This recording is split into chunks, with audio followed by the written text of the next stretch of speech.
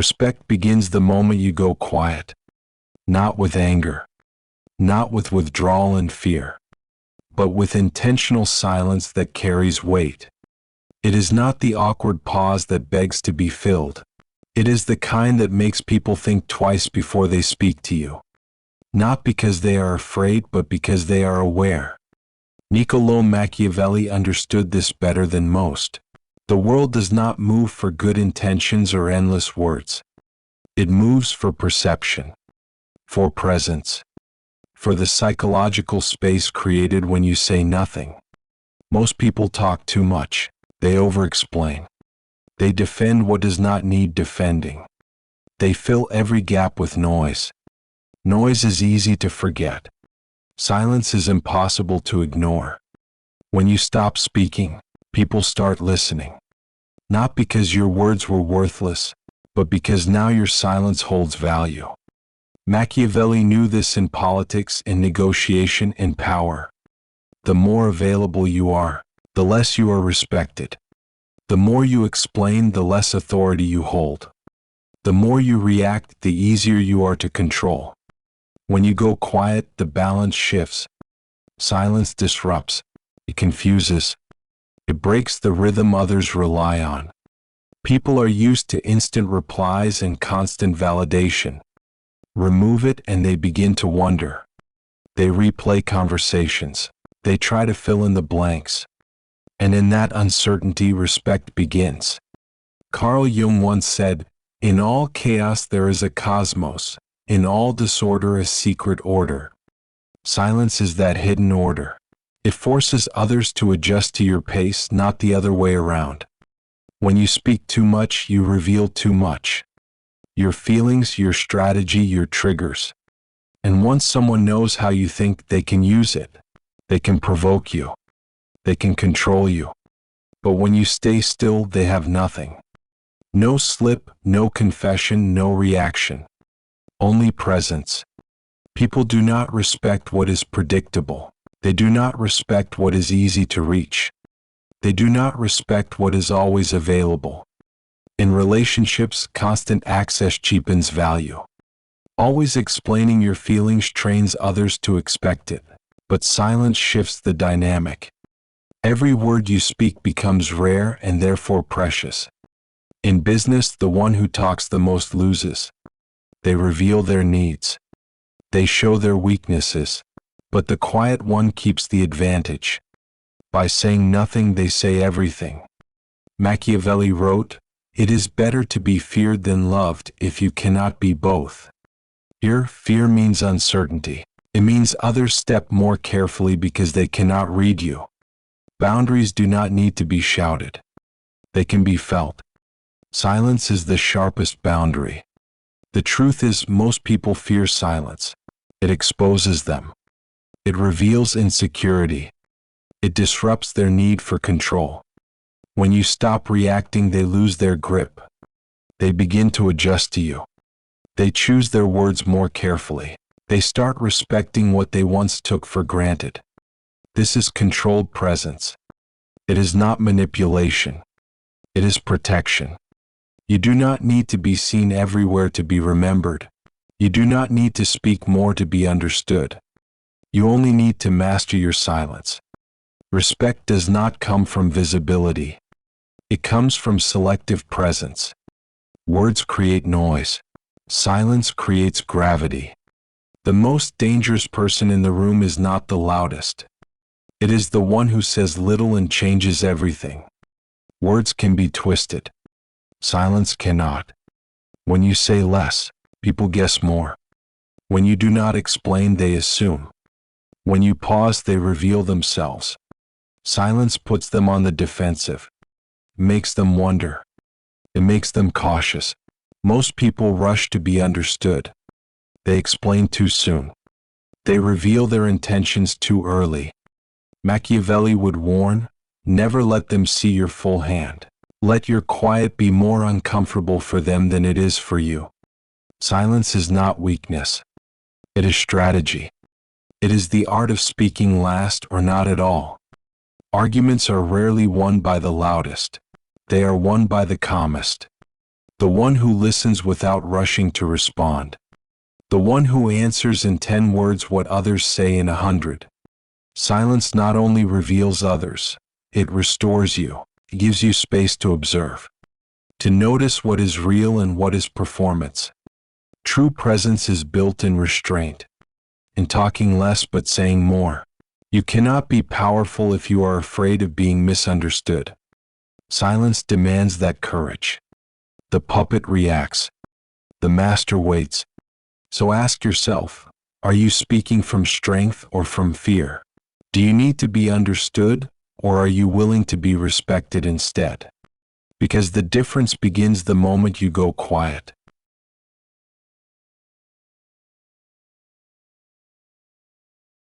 Absence is not emptiness. It is a tool. Used with intention, it changes how people see you. Most people fight for attention. They believe visibility equals influence.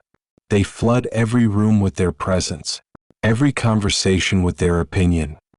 But influence is not built in abundance. It is built in scarcity. When you are everywhere, you are ordinary. When you step back, you become significant. Carl Jung once said, "The privilege of a lifetime is to become who you truly are." Strategic absence allows that. It removes you from noise so you can return with clarity. When you disappear for a while, people notice. They feel the gap. They remember your last words more vividly, because you did not stay to blur them with more. Absence works because the human mind values contrast. It craves what is missing. It builds stories around what is not explained. When you are always available, there is no mystery, no reason to wonder, no space for respect to grow. Machiavelli understood this in politics and war. He warned that too much familiarity breeds contempt, not because people dislike you, but because they stop seeing your value. Your presence must be a choice, not a constant. If it is constant, it is consumed without thought. If it is rare, it is savored. In relationships, strategic absence is not playing games. It is creating space for balance. It is knowing when to step back so the connection can breathe.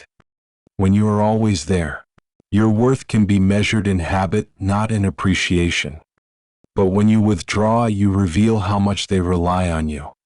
In work, stepping back creates room for others to reveal themselves. Absence exposes competence and incompetence. It shows you who thrives without you, and who cannot move without your guidance. Absence also strengthens your autonomy. It teaches you to detach from the need for constant validation. It forces you to trust your own direction.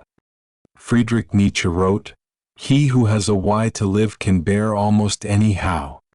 When you have a clear purpose, you no longer need to fill every moment with presence to prove it. Strategic absence is not about being cold. It is about being intentional. It is removing yourself not out of spite, but to protect your energy, your focus, and your value. When you return after absence, you bring weight. Your presence feels deliberate. Your words carry more authority. People will question your silence. They may even test your boundaries. But that is the point. Their reaction reveals how they truly see you. If they respect you, they will not demand constant access. If they use you, they will resent your withdrawal. Absence is the filter that separates the two. You do not owe your time to everyone who wants it. You do not owe your presence to every room you enter. Your absence is a reminder that your time is finite, and therefore valuable. Strategic absence sharpens your influence without a single word. It builds demand without performance. It turns your presence into an event, not background noise. Marcus Aurelius once said, "The soul becomes dyed with the color of its thoughts." If you want strength in thought, you need moments away from the crowd. Because when you are always available to others, you are rarely available to yourself. True influence is not measured by how often people see you, but by how much they feel your absence.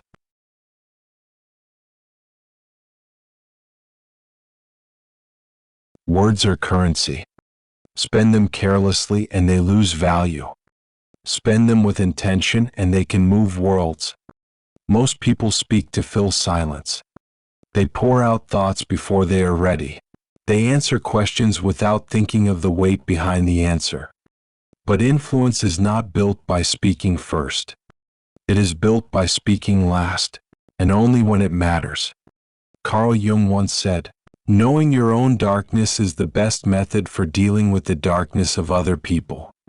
Measured words come from knowing your own mind, from not rushing to defend, to justify, to explain.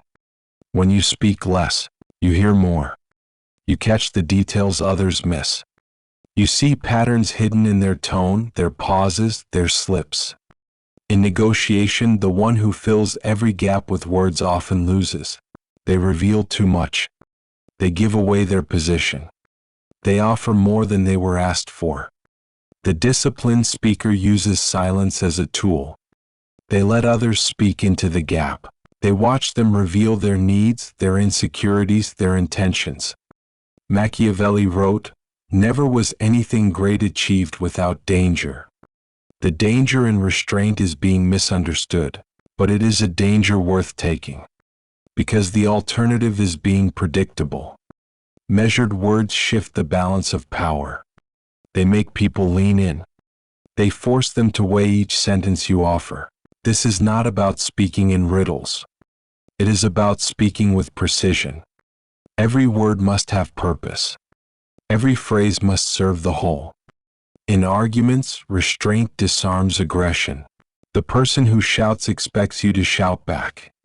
When you don't, their energy collapses. They run out of ground to stand on. Measured words also protect you from manipulation. When you speak impulsively, you give away more than your opinion, you give away your strategy. You reveal your priorities. You expose your fears. But when you choose your words carefully, you reveal only what you want known. You remain in control of your own narrative. In leadership, your team listens to how you speak. If you overreact in language, they feel instability. If you choose words that are steady and clear, they trust your direction. Nietzsche said, "Silence is worse. All truths that are kept silent become poisonous." Measured words are not silence. They are the antidote. They deliver truth in doses people can hear. The discipline of measured words requires patience. You must be willing to let others underestimate you in the moment. You must resist the urge to prove yourself with every breath. It also requires self-respect, to know that your voice has value, and that value is not in its volume but in its weight. Measured words cut deeper because they are rare. They linger in the mind. They echo after the conversation ends. When you live this way, people stop taking your speech for granted. They pay attention. They repeat your phrases to others. You become the person whose words are remembered, not just heard. And that is the difference between noise and influence. Noise fills the air. Influence shapes it. Measured words are the architecture of influence. They build trust, respect, and authority without force. When you master them, you no longer chase the last word, because you already own the room.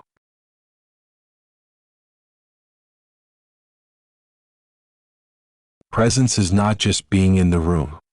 It is how the room changes when you are there. Some people are present in body but absent in influence. They take up space but leave no trace.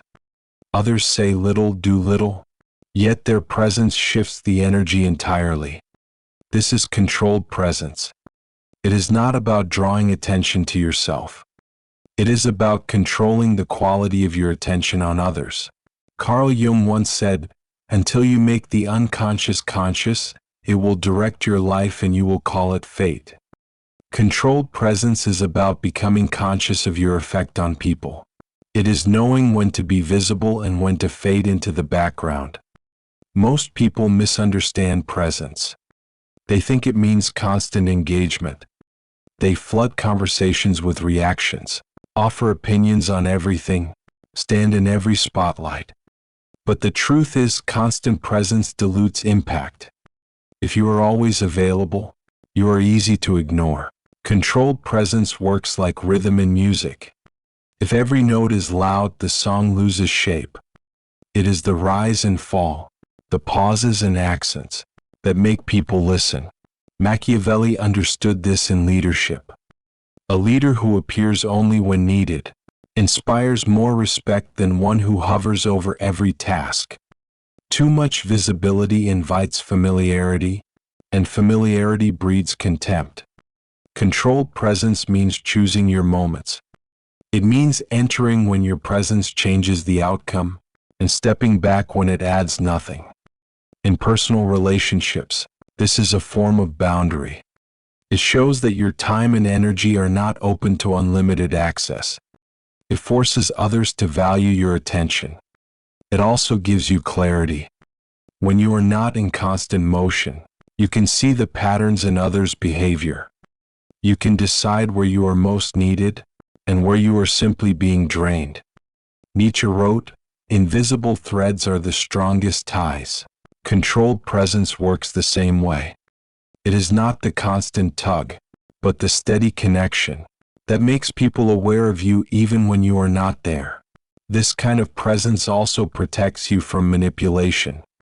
When you are not reactive, when you do not jump into every situation, you make it harder for others to pull you into their agendas. In work, controlled presence sets the tone. You show up to guide, not to micromanage. You speak when the message matters, not to fill space. In conflict, it is even more powerful. By staying calm and deliberate, you unsettle those who expect you to match their chaos. Your stillness forces them to confront their own. Controlled presence is not absence. It is selective intensity. It is the difference between a candle burning constantly and a torch lit only when the path turns dark. It requires patience. You have to resist the need to prove your worth in every moment. You have to trust that your value is understood, even when you are silent. It also requires self-awareness. To know when your presence serves the moment and when it serves only your ego. Over time, this discipline builds gravity. When you do enter, people notice. They listen more closely. They assume you have something important to contribute because you have trained them to expect it.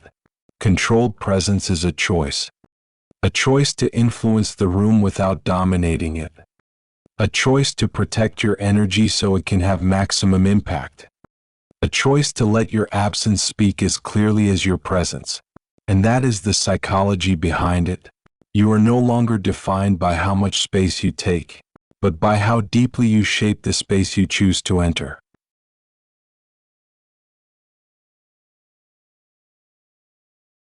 An impression is not built in the moment you arrive. It is built in the moment after you leave. Most people try to impress by doing more. They talk louder. They work longer. They show up everywhere. But what lingers in the mind is not excess. It is precision. It is the one thing you did or said that could not be forgotten. Carl Jung once said, "You are what you do, not what you say you'll do." Impressions are carved by action, not by the promise of action. To leave an impression, you must first understand what you want to be remembered for. Not in theory, but in feeling. How do you want people to feel when you are gone from the room? This is where most fail. They confuse attention with memory. They think the one who gets noticed is the one who is remembered. But the mind forgets noise. It holds on to meaning. Machiavelli knew the value of decisive moments. One act of clarity can outweigh years of scattered gestures. One statement can define your presence more than 100 speeches. An impression is not about showing all your skills. It is about showing the right skill at the right time. It is about holding back until the moment matters, then delivering without hesitation. In conversation, this means choosing words that open thought, not flattery, not empty agreement, but a sentence that shifts perspective. a question that stays in the mind long after you leave. In work, it means producing results that speak for themselves, not constantly reminding others of your effort, but letting the quality of your output make the argument. In relationships, it means leaving people better than you found them. Even small gestures, when genuine, become impossible to forget. The right word of encouragement at the right time can echo for years. Nietzsche said, "The most common lie is that which one tells oneself." Leaving an impression requires truth, first with yourself, then with others. If you are pretending, the impression will fade. If you are real, it will last. A lasting impression is also about restraint. Do not rush to correct every misunderstanding. Do not try to control how others speak of you. Let your consistent actions build the story. People will remember how you made them feel more than what you said. They will remember the confidence you carried into a decision, the calm you held in a storm, the clarity in your choices. Controlled presence, measured words, and strategic absence all work toward this.